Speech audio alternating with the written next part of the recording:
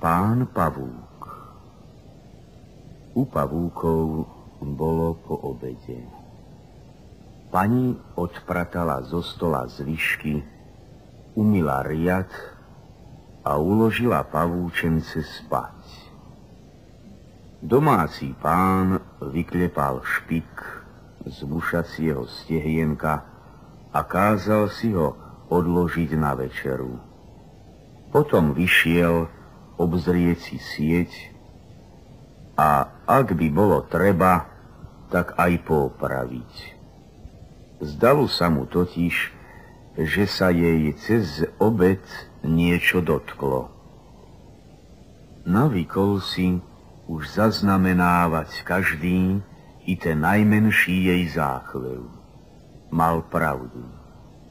V jednom rohu sa trepala práve chytená muška. Dobre, zamrmlal.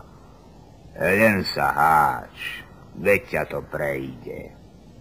Malá, ale vyzerá dobre. Bude deťom. Na sieti všetko v najväčšom poriadku. Stred i lúče, ako sa patrí. Len to vlákno, čo ide od jej okraja kamsi hore, sa mu nezdá. Navykol si na účelnosť, pravidelnosť a vkus. Sledoval ho svojimi veľkými očami až do koruny stromu, kde sa strácalo. Na čo je? Neviem. Na nič. Len čo hýbe pri vetre celou sieťou. Preč s ním. Nepotrebuje nejaké spojenia smerom hore. Bez týchto sa bude pokojnejšie spávať jemu i jeho deťom.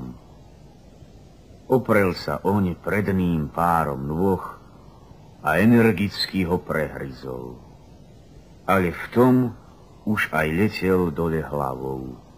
Sieť sa zvalila, scvrkla sa a zostala visieť ako niečo veľmi podobné špinavej handre.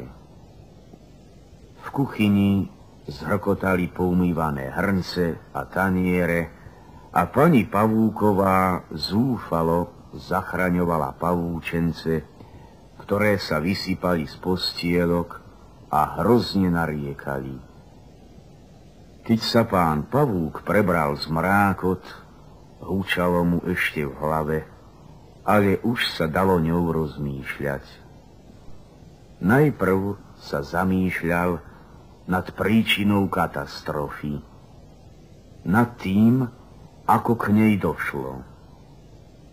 Kedysi, keď bol ešte mladý a slobodný, keď mal ešte malé brucho a veľkú hlavu, áno, pamätá sa, sám spustil to zvislé vlákno a sám vlastnoručne založil na ňom celú svoju sieť i s bývaním. A dobrá sieť to bola. Mušky sa množili a brucho rástlo. Hlava, pravdaže, zaostávala. V dôsledku toho začal všeličo pokladať za zbytočné. Medzi iným aj to spojenie hore. Nevedel už, na čo je. Prerušil ho a to sa mu stalo osudným. Zničil šťastie sebe i svojej rodine. Ako to opraviť? Ako to opraviť? Táto otázka sa mu miešala do hrozného náreku postihnutej domácnosti. Nuž, nie inak, ako začať znova.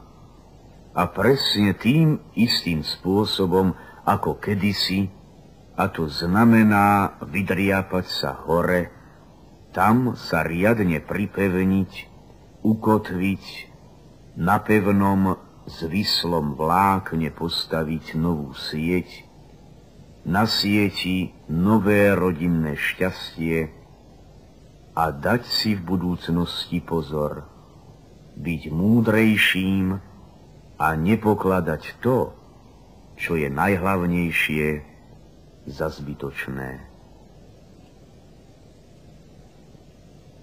Áno, máme byť zavesení a potiaľ je s nami dobre, kým na to nezabúdame.